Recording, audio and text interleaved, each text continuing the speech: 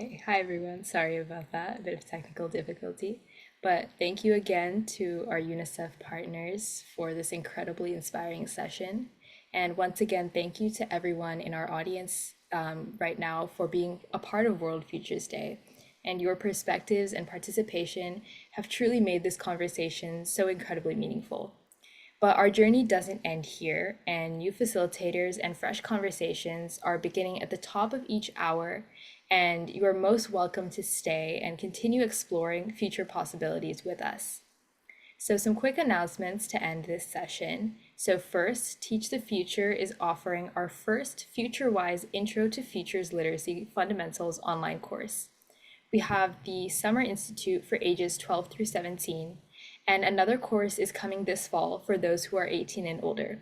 And the pre-registration is now open, and I'll be sharing the link shortly. And additionally, we'd also love to hear about your experience with World Futures Day. So to share your feedback and receive your certificate of participation, please fill out our survey, and I'll be sharing the links in the chat now. So now over to our other MC, and I'll be pasting all these links in the chat right now.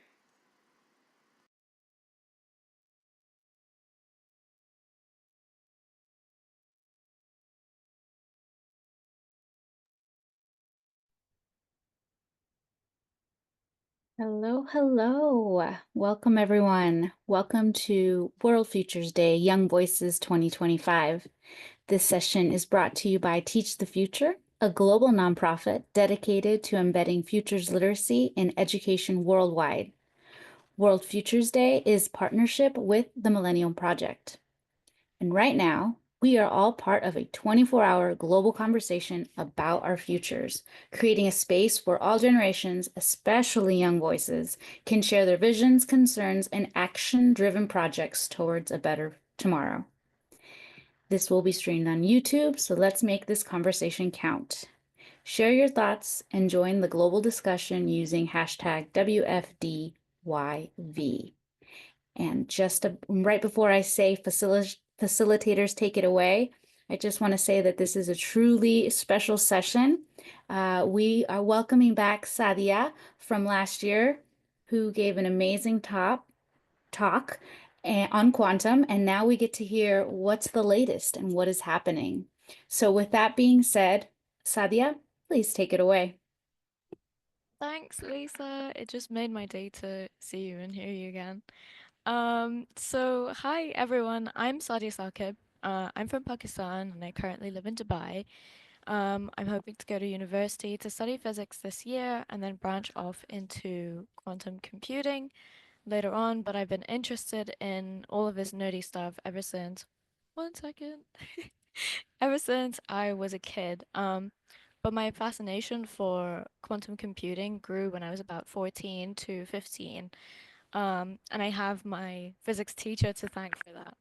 Currently, I'm attending conferences, sharing my knowledge on forums such as World Futures Day. Thank you for this opportunity. And have been with Teach the Future as a youth futurist. Um, I'm here with Donna Buckley, my longtime mentor, role model, and inspiration. So yeah, on to you, Donna. Thank you, Sadiyah. I'm so pleased to be here. You inspire me.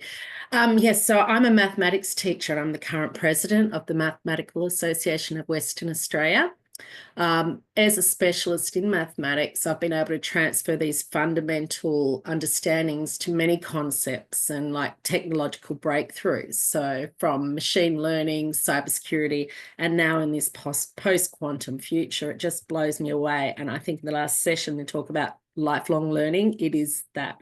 I've just enrolled in my master's in cybersecurity. And through this quantum lens, I've managed to meet Sadiyah, and it's what drives me is that curiosity, the fun and joy I get when a new idea is unlocked or created and unlocked in the mind. So I'm excited to be here and co-present. While there is a lot of excitement and funds being invested in the race to develop quantum computers, it is critical that we reflect on the past and what risks there are to use as people of this globally connected world. So what risks there are to people. Thanks, Sadiyah.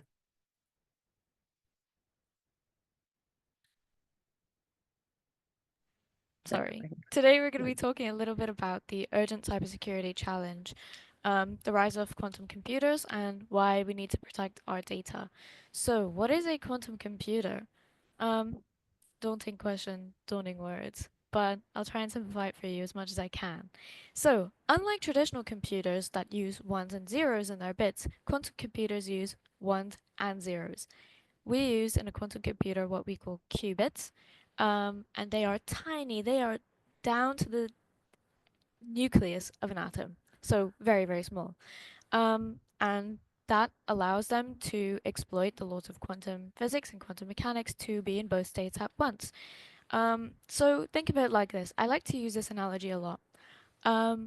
Imagine that we've got a maze and we put a quantum computer as a participant and a normal computer as a participant. The normal computer will go through and find each and every single part of the maze periodically, one after the other. But a quantum computer is able to find every single path of that maze at once. Crazy. Yeah. We can call this parallel. So the quantum computer works in parallel, both things at the same time, multiple different things at once. And this will make them ultimately very, very fast to solve complex mathematical issues, but also a threat. So a normal computer will brute force a password by trying at the password, you know, one by one. But a quantum computer can do all passwords at once in the span of what, maximum an hour. So, yeah. Oh, sorry. Yeah. So what can they do? So they can solve complex optimization problems exponentially faster. And they are not just a scary computer that is able to, ruin encryption as we know today. They're here to revolutionize drug discovery, artificial intelligence, material sciences. Even I've seen they have new projects where quantum computers are working on genetic mapping. So yeah, in the future, maybe we'll be able to prevent genetic diseases using these. And yeah, the big challenge that we have at hand is to balance these benefits while making sure that they don't break our current security systems. So, what comes to our minds when we hear the word encryption? Can we drop some answers in the chat? Maybe? Anything at all. It could be a color, it could be anything. Oh, Zero, one, I love one. that. Hidden. Yeah, it's a pretty good one.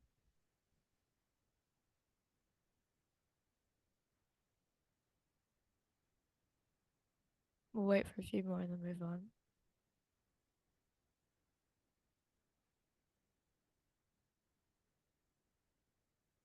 I think all of these answers are, yeah, it's secret, hiding information. Yeah, all of these answers are pretty much on point.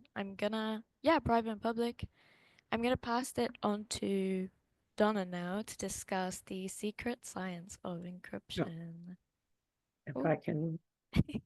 Oops, I've gone forward too far. Oh, no, we're there. Sorry. Yeah, the secret science of cryptography. So the word cryptography comes from the Greek word kryptos, which literally means secret writing. And the art of breaking codes, so iconography, is like the earliest form of communication with symbols. So in Australia, Aboriginal people mark places of country, and in ancient Egypt, they're hieroglyphics. So we wanted to unlock them. It's this curiosity. We need to know how we're going to read the messages that we don't understand. So the terminology we use is Alice is going to take a message to Bob. So Alice wants to send the message, but Eve is eavesdropping and wants to listen to the message and read it and find out the information. Now, that's really problematic if you're the Caesar of the Roman Empire wanting to send a message about where you want to put your troops to your general on the front lines. So we start with the Caesar cipher. But today, Sadiyah and I will like to take you on a journey into the world of encryption and its implications in a post-quantum future. touching on some of the encryption methods mentioned in that slide. Okay, sorry, I'm just trying to get the slide to up. It's not moving. It'll probably go 3 sides. Oh, let's talk some about. Yes, so I'm going to do mathematics. I am mathematics trained, but I promise I will keep it at a base level. I know that there is some maths phobia out there, but we're going to get this happening. I'll make it super easy. So the typical code breaker needs to be a combination of mathematician, statistician, linguist, and puzzle solver.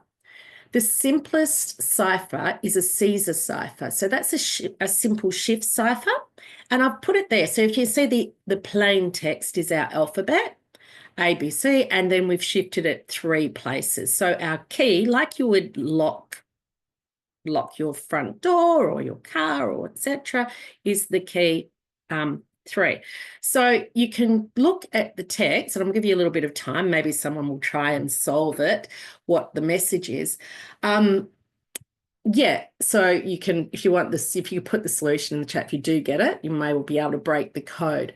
But ciphers need rules, and in that lies their potential vulnerability. There is a potential for decoding, which is unlike hashing. So with passwords, we use a one-way function to hide the passwords. It can't be undone. But ciphers are two-way function. The idea is that you can read the message, but we don't want Eve to eavesdrop it. This sort of cipher was considered really secure for over 500 years. And even though now it would be like one of the simplest cipher, and it was strengthened by the Viennese cipher, which was called the unbreakable cipher, which is now broken, in like the 1700s. So that was really popular with poets and like people like Edgar Allan Poe and Jules Verne. So this goes to treaty impossible. And this is what we call frequency analysis. I'm sure we've seen a chart. So how is it broken? It's simply looking at how often the frequency of certain letters are in the alphabet and in the text and the script. And then from that, you can start to backtrack and find the information you need. During World War II, Bletchley Park, they had the World War II, they had the Enigma machine developed. So this is like at the birthplace of our computing system. And it was about trying to look for crypts in the message and to read the code. So technology, mathematics have all evolved around this need for security. So there is the imitation game. If you wanted to learn more about the Bletchley Park and the stories behind it, it's quite a beautiful game. So what I'm going to do today, where are we? We're going to go steps through some maths. So I want to start, we are going to go all the way to the RSA algorithm. So that is with modern encryption. But I want to first go over modular arithmetic, which when you look it up online, it looks really scary, but it's, oops, it's just gone back. My slide, sorry. I don't know how to go back. Sadiyah, can you? No, thank you. Back to the clock. It's not going, there we are. So if you think in clock world, 1, 13, 25 and 37, they're all equivalent to 1. It is the remainder. So 37 divided by 12 is 4, remainder 1. And we write that as 37 mod 12. So this is what modular arithmetic, it's this circular division. And we pretty much do remainders, or here in WA about year 5, something like that. But then we lose it as we get things. So it is accessible. No, the slide is not clicking. In the 1980s, we talked about how you have to have the key to unlock the message. In the 1980s, with the advent of the computer, there were more messages going out, more data, and the problem was, how do we distribute all these keys? And it was a huge problem. So they had to go back and look at some high-level maths and from number theory. So number theory is just from people playing with numbers, finding a problem and exploring. And it was Chinese remainder theorem and Fermat's theorem. And hence we developed the RSA algorithm, Shor's algorithm, whatever it is. Not, don't know why, Sadiyah, it doesn't want to click.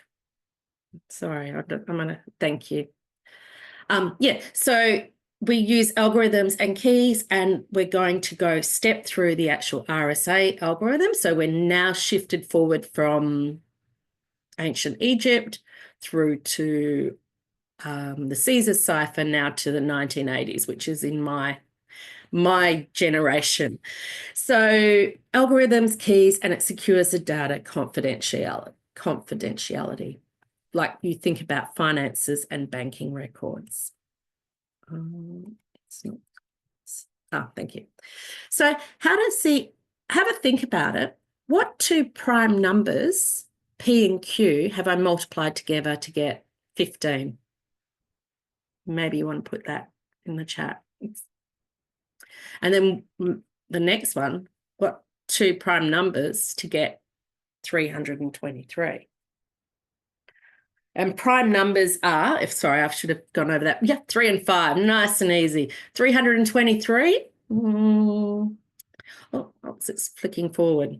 323, taking a little bit longer. It's harder to factorize. So what algorithm you're doing is the same algorithm that a computer's doing. You may have had to step through what are the prime numbers. Is it divisible by 2? Is it divisible by 3, 5, 7, 11, etc., etc.? And you go through them, and then once you find a factor, you can inverse the process. This is the same algorithm that a computer has to use, a modern classical computer. All right, it is going to get a bit tricky. We are going to step through the RSA algorithm, but I trust you have this because you know clock arithmetic and prime numbers. So the first step of the RSA algorithm, Alice will lock the message using a public key available. So we'll call that E is the exponent part, so to the power, and N is the divisor. So that is available for everyone to see. Alice's secret message to Bob is 18. So very simple message. Obviously, when we're sending over the internet, we're using binary numbers and to represent the data. So Alice first works out the exponent, 18 to the power of 3, and gets the solution. The result is then divided by n, and we have the remainder, the modulus. This is the encrypted message. This is what Alice is going to send to Bob. And because Bob knows that his two numbers, his two prime numbers are multiplied together are 5 and 11 to make 55, very unique to Bob in his public key, he can now decrypt Alice's secret message. So how is this done? So as I discussed earlier, from the maths that was developed years before, so probably 200 years before, didn't really have much of a purpose at all, but it was just an interesting fun fact that two prime numbers multiplied together take 1, leaves a remainder of 1. So this is the algebraic notation there for that. And we need to work out what is the value of 3 times some number equals 1 in mod 40, because we had the 40 was our answer to our 5 and 11. So mod 40, we're dividing the number by 40, and then the remainder is 1. So 3 times 27 gives us 81. 81 divided by 40 is 2, with a remainder of 1. So we now have a value of X. So Bob has read 27, and he needs to work out what the original message was. So in step 3,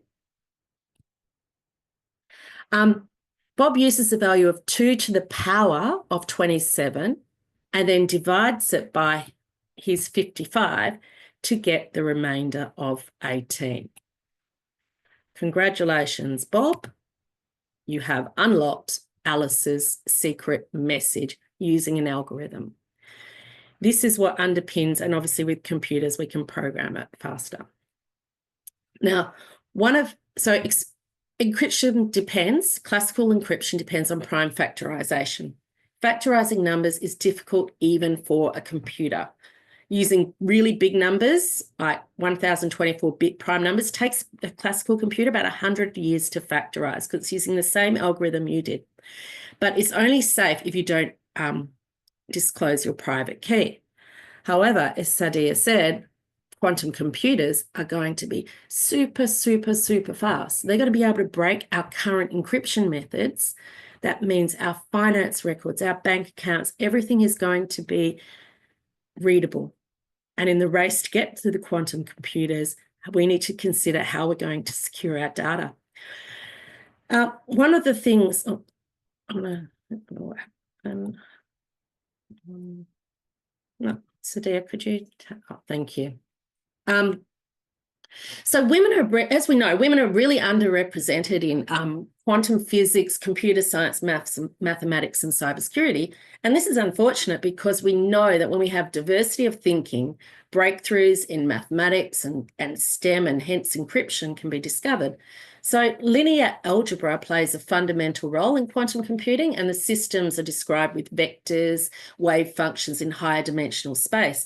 So many of you may not be aware that the first actual computer programmer was written by Ada Lovelace with Babbage, who cracked the Viennese cipher, and she based it on the weaving patterns in the Jacquard looms. I don't know how many men in the 1700s knew how to do weaving in Jacquard looms, but possibly that was her secret weapon.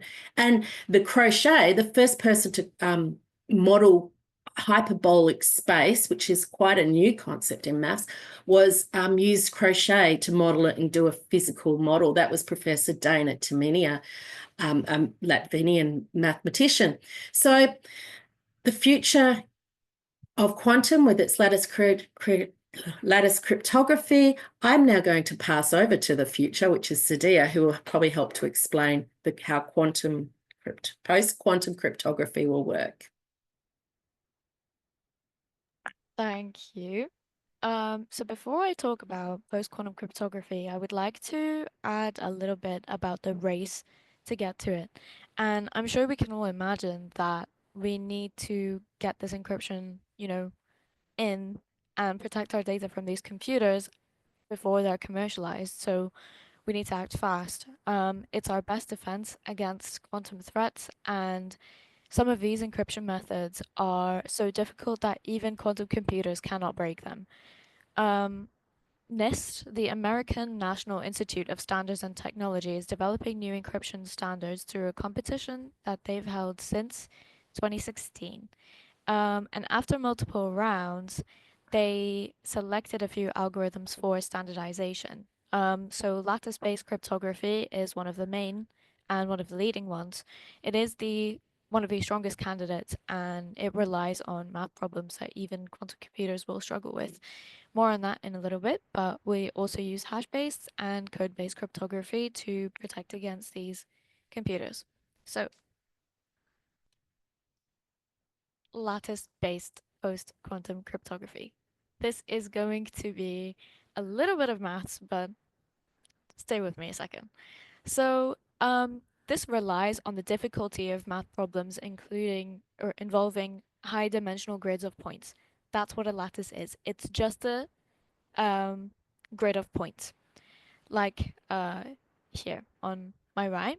And it's based on problems like the shortest vector problem, and these are so hard that even quantum computers using Shor's algorithm cannot break them. They're also not breaking RSA, like Donna explained, and ECC that we use nowadays, but they really, really struggle with solving lattice problems efficiently. And even the best known quantum computers with the best known quantum attacks can only provide minor speed up, so it's not like an exponential gain. It's really difficult.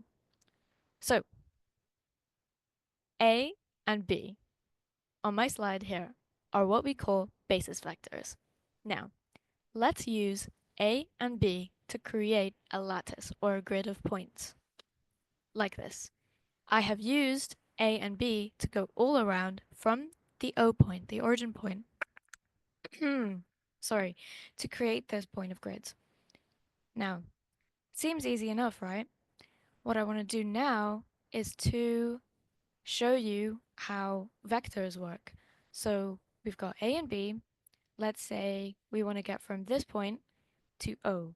So we go down maybe B, A, I'll label it for you.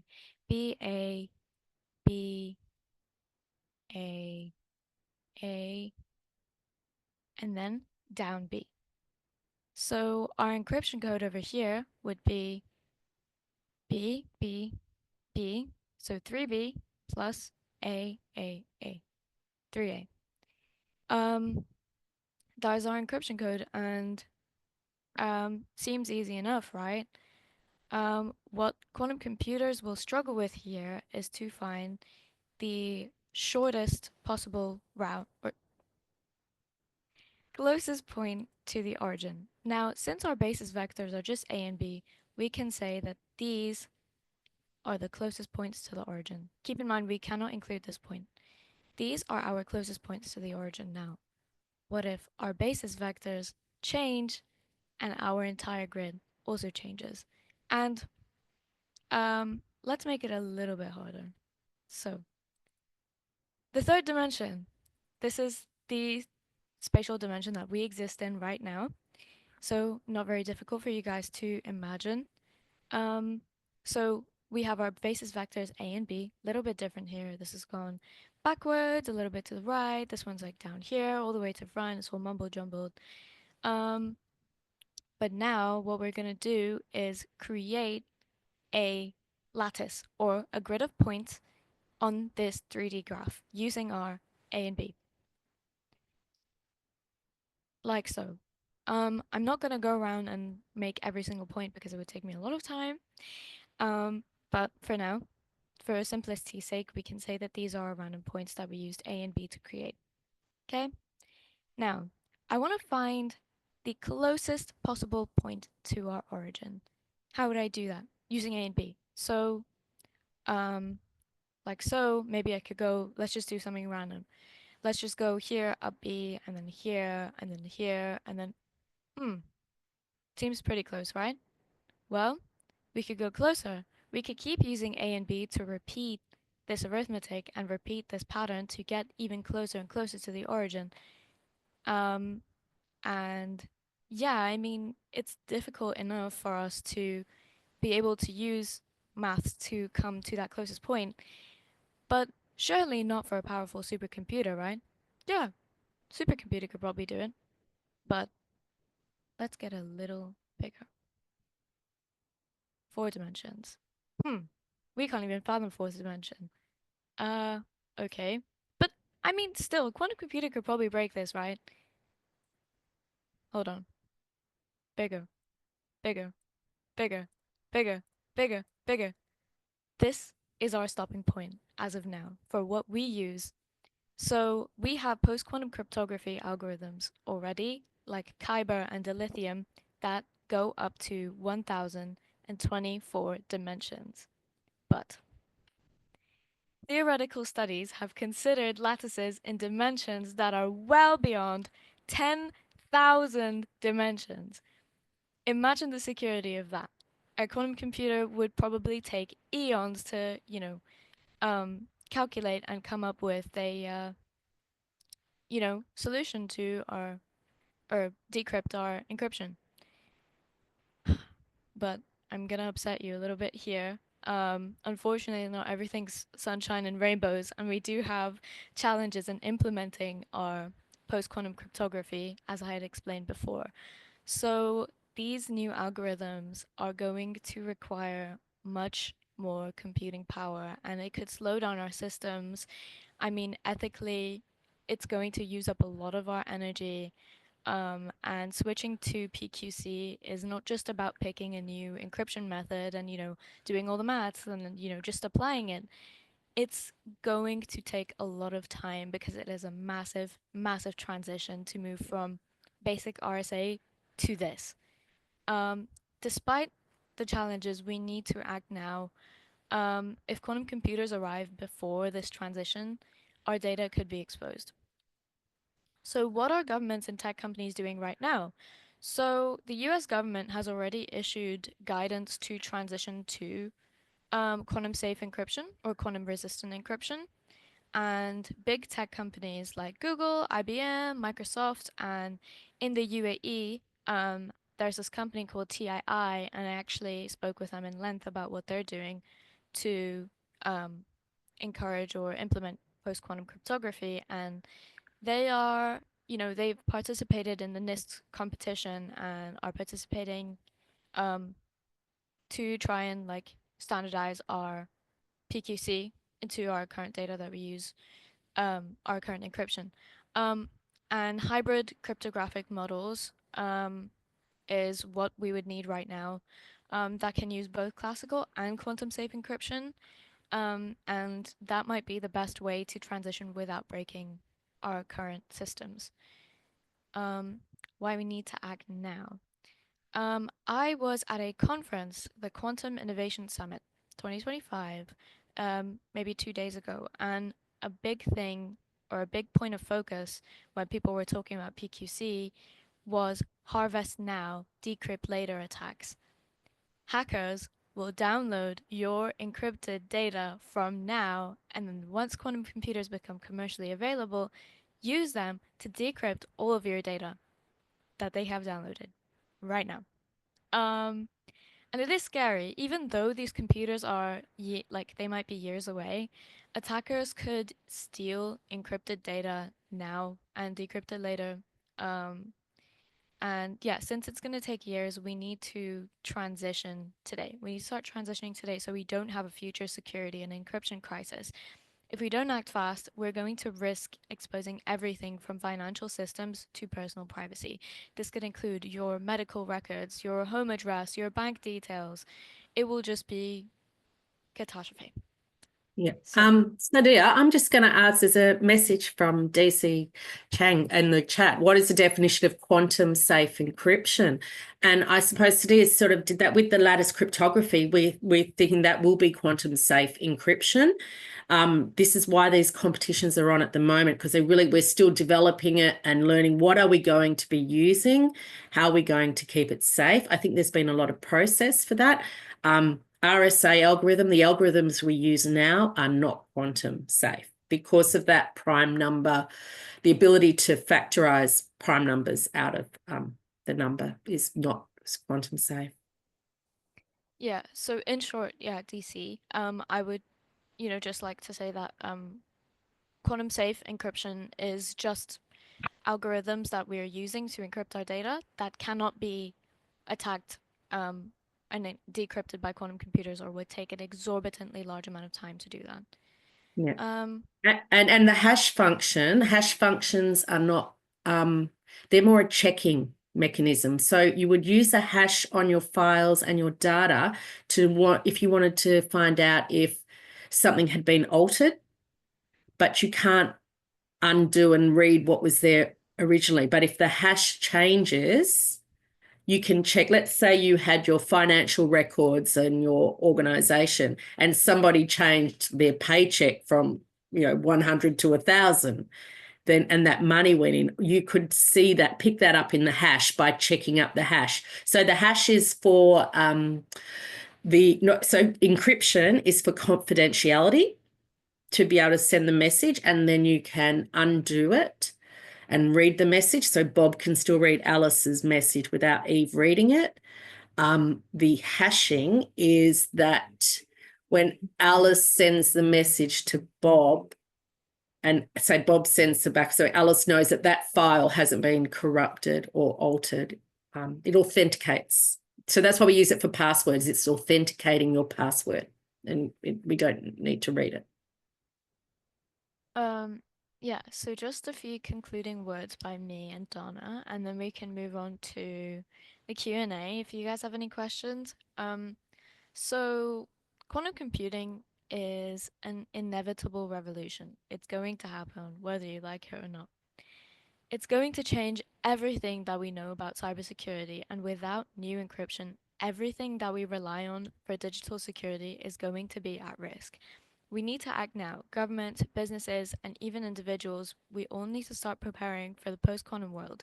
And while this technology is beautiful and is going to help us do so many new things, discover so many new scientific discoveries, and um, save so many lives with the medical potential that these things have, they can be incredibly dangerous. And it is really risky to proceed in advancing to a quantum future without having this encryption first. Donna? Yeah, I'm just thinking this. I'm just looking at this question in the chat, Sadiyah. How many dimensions would be too slow? What is the ideal number of dimension? It's a really interesting conversation because I don't think anyone really knows where the quantum computer is going to land. There's people all around the world developing this technology, and I suppose because there can only be in that state of superposition for so long before they collapse. And now Sadiyah's got the physics background there, so she's be more better at answering that. So I don't know. Yeah. You're including words, and then I can open the chat and look at the questions in a bit. Yeah, so that's yeah, I don't know. I think we need to be able to look at the methods. We need to be that's why we need that diversity of skill set. We need to be embracing those mathematics. I trust that it will be locked, but history tells us that there's always going to be someone trying to unlock encryption. And there are organizations like the cartels that are investing. They make more money from cybercrime than they do from the usual drug laundering and stuff like drugs and that sort of thing. So they are making money and they are investing money into breaking these codes so they can do their security. One thing that you can do for yourself is to just check when you're on a website that you've got the lock at the moment on your URL, but that will be the RSA algorithm. I don't think we need to panic yet, but we need to be aware and thinking. Yeah, definitely. Yeah. So yeah. Sorry, can I just add to, I think we have got a bit of time. I just want to say that when it comes to risk, so if Bob had given his P and Q out, then the whole encryption doesn't work. If you hand out your key, it's gone. So these will have a key. The most cyber attacks are through just bad practice, like hygiene, like putting your password on a post-it note. I think they had the American football thing and they had the post-it note for their Wi-Fi, put YouTubing out, live streaming to the whole of the world, which is bad practice. So most the encryption, the mathematical locks are very strong and very secure. And with things like the competition, we're hoping we will have it will continue for the quantum and it'll go beyond my level of mathematics. But best practice, we need to be, what data do we want to give out? What are we putting on the internet? How are we staying safe? So I think that's important.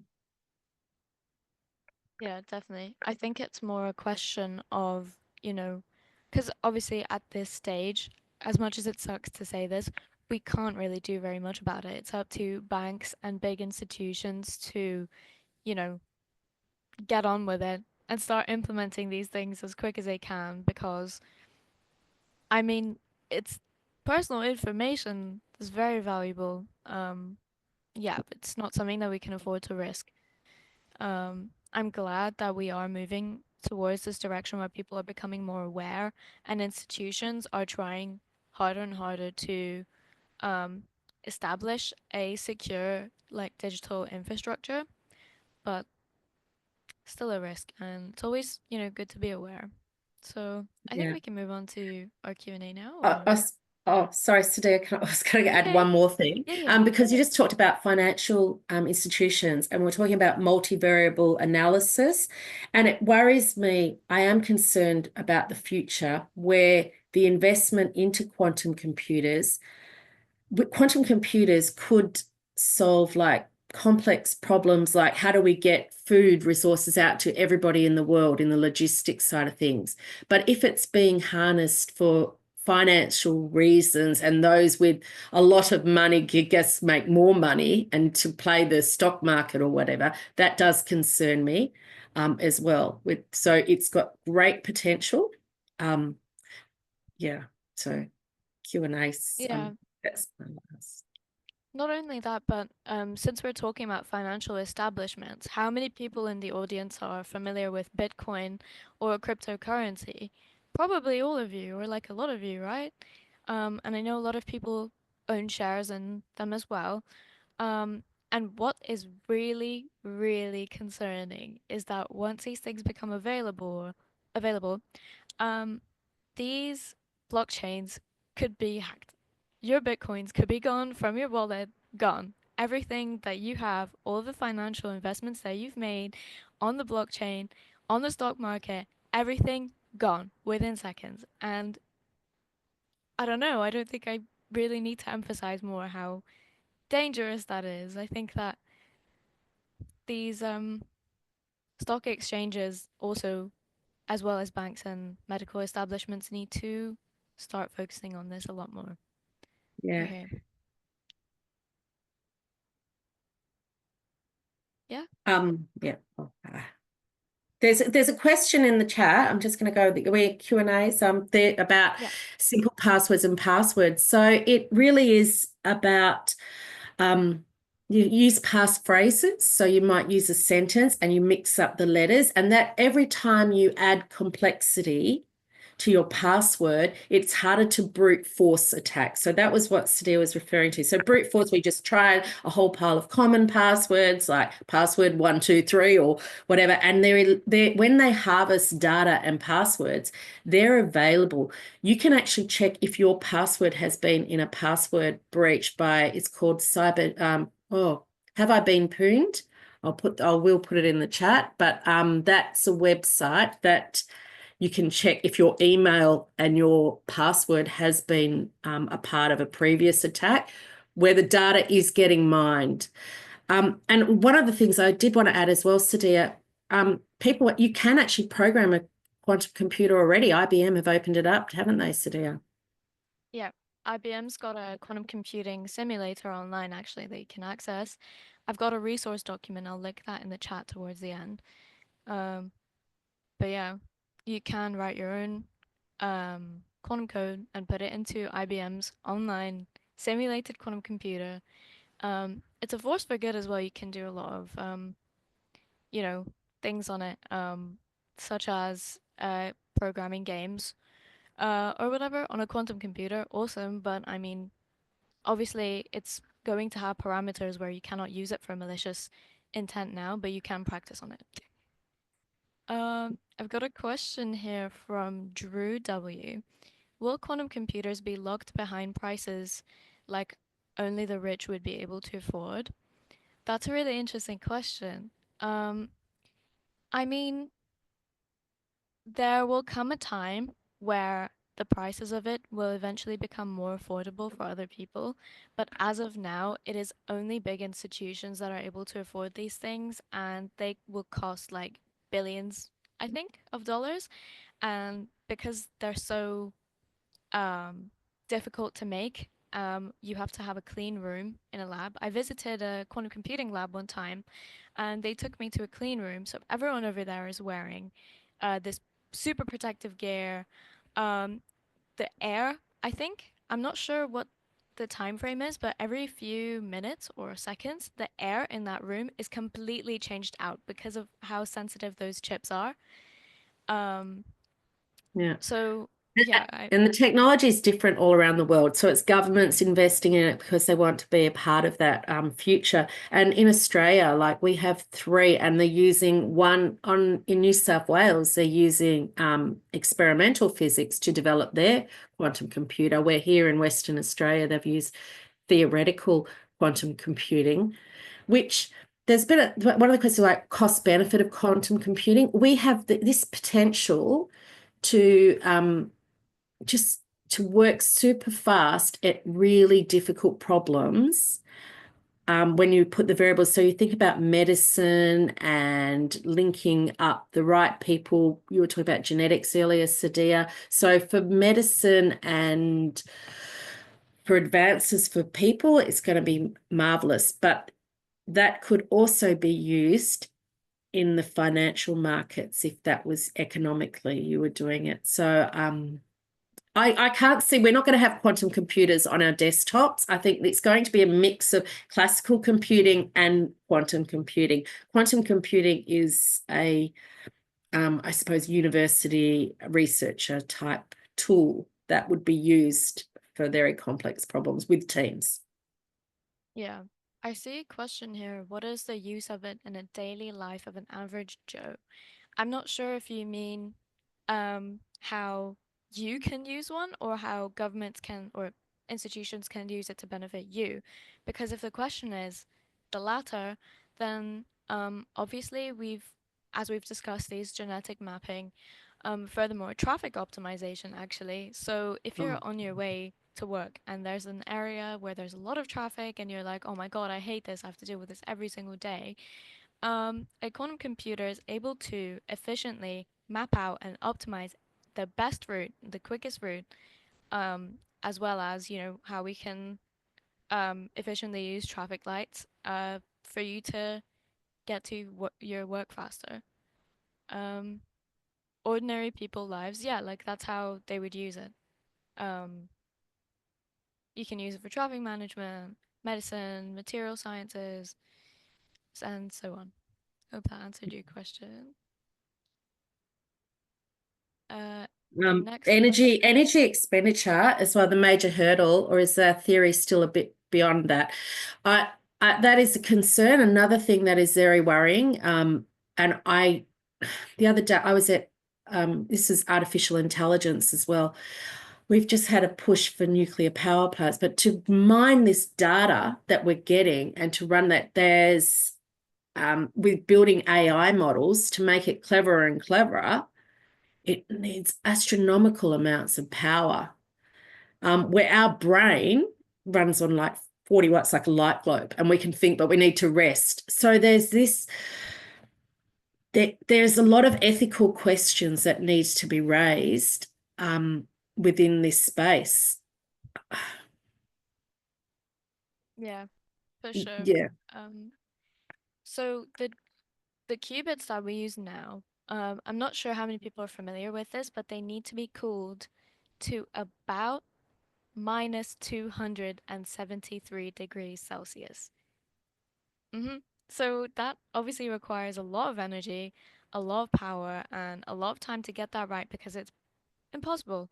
That's an energy expenditure issue. I think it's also a lot about theory and Microsoft has recently come out with a new chip called the Majorana 1.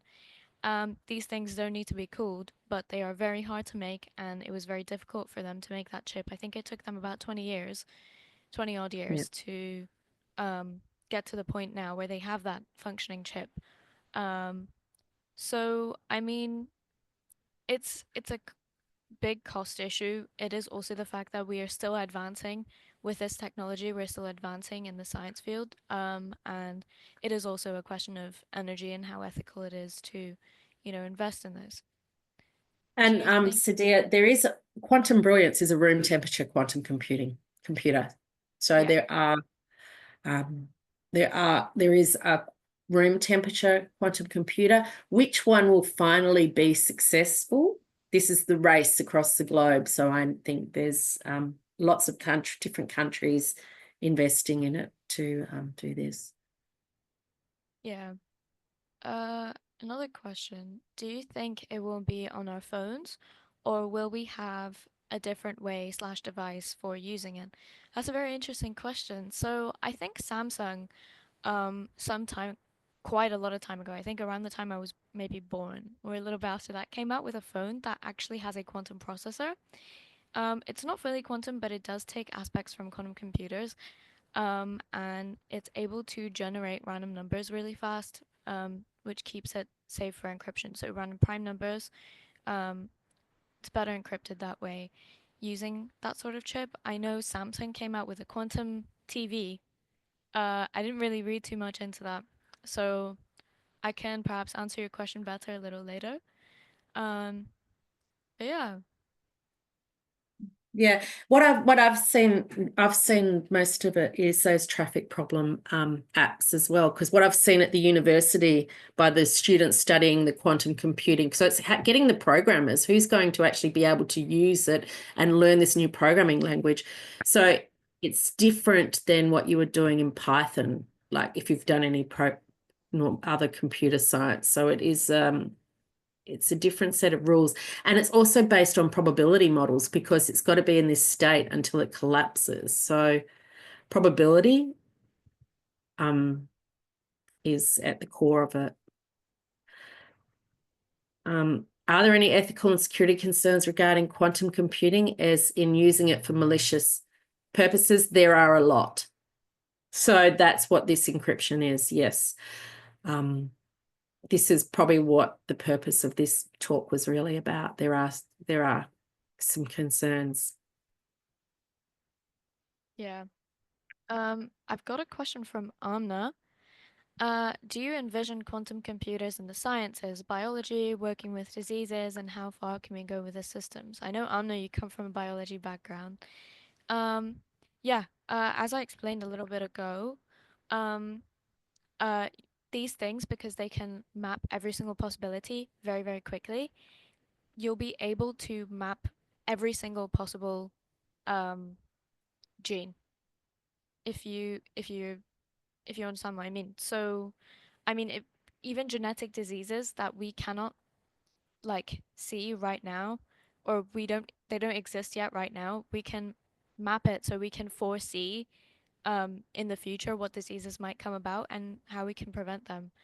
Um, and yeah, I mean, drug discovery and all, it's able to, again, with the concept that it's able to come up with so many different possibilities at once, um, we can go really, really far with these systems.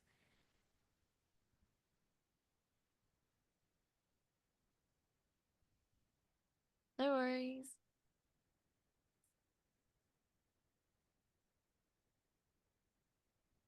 Are there any more questions or by the way, on screen is my LinkedIn and Donna's LinkedIn. You can add us there. Yeah, thank you. Thank you for having us here and the conversations. Yeah, Thanks for awesome. inviting me, Sadiyah. This has been fun. I think the real person I should thank is Lisa. The way we bumped into each other like maybe 2 years ago at the BioFuture Forum, that's how I ended up getting into futures. And also I'm really grateful to Lisa for, and Teach the Future for this opportunity. And it really is. It's just admiring that how you learn yourself. So Sadiyah is like self-taught and that the world has changed. The schools have changed. If we are curious and want to learn something, things are available to us. And that's really, it's amazing. Thank you. Thank you both so much. I'm jumping in here to say another insightful, enlightening, a little bit of over my head conversation, but I'll get the information from Sadiyah later. She can inform me. I'll ask my questions to you later. That was very informative, and I know there was a lot of conversations happening in the chat, so we kept it very lively. All right. Thank you so much. So, as we wrap up this inspiring session, thank you all for being part of World Futures Day, Young Voices 2025. Your perspectives and participation have made this conversation truly meaningful. The journey doesn't end here. New facilitators and fresh conversations begin at the top of each hour. You're welcome to stay and continue exploring future possibilities with us. Some quick announcements. First, Teach the Future is offering our first FutureWise Intro to Futures Literacy Fundamentals online courses. We have the Summer Institute for ages 12 to 17, and another course coming this fall for those 18 and older. And the pre-registration is now open. I'll put all this information in the chat momentarily. The second announcement is we'd love to hear about your experiences. To share your feedback and receive your certificate of participation, please fill out the survey. I'll share the links in the chat now.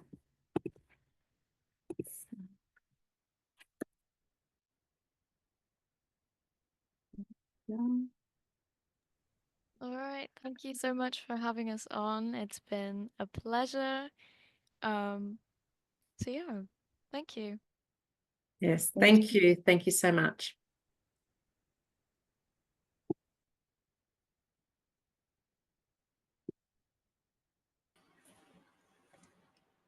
Great. Hey, Lisa. Where is the meeting room 5A? Hi, Idris. Yes, you know what? We're going to give it 6 minutes so we can take like a 6-minute break, and we will start the session on the hour. And what we'll do is we will guide you into your breakout room. Okay, great. Yeah, just a heads up. I told KDU as well that, just to hop in. So yeah, we'll see how it goes. And I'll be presenting Elsa, Jiasin, the winners slides during this conversation. So it'll be a bit of a two-parter. You familiar with you see the agenda, right? The proposed one? Yes, it's Yeah. yep. I've changed it up. I'm going to change it up a little bit just to make it more fluid. So I won't really go into any particular discussions about what's the word, post-normal times, like the other big futures theories. But I will just mention them off the cuff and things like that, if that's okay. Yep, that works. Okay, that's great. Thanks, Lisa. I'll see you at 5. Thank you, Idris.